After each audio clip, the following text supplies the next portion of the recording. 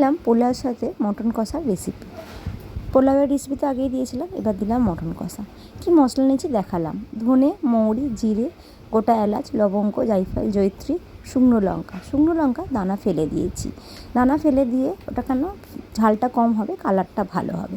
তারপর ভালো করে ভেজে নিয়ে এবার আমি মশলাটাকে গুঁড়িয়ে আলাদা রেখে দিলাম।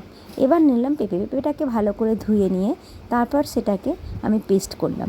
সেই পেস্টটার সাথে আমি এবার মাংসর সাথে ম্যারিনেট করতে মাখাবো। তাতে দিলাম আদা, রসুন, পেঁপে বাটা, ধনে, জিরে, হলুদ, লঙ্কা, নুন। মাখিয়ে ম্যারিনেট করার পর এদিকে আমি কড়াইতে জিরে, শুকনো লঙ্কা দিয়ে পেঁয়াজ ভেজে ম্যারিনেট করা মাংসটা আর টমেটো কুচি দিয়ে ঢেলে দিলাম, দিয়ে কষতে থাকলাম। আর তারপর আমি দিলাম টক দই আর মশলা মাখা যে গুঁড়োটা করেছিলাম, দিয়ে আমার রেডি হয়ে গেল মটন কষা। আপনারা তো আগেই পোলাওয়ের রেসিপি পেয়েছেন, তার সাথে খাওয়ার জন্য আমি দিলাম এবার মটন কষা রেসিপি।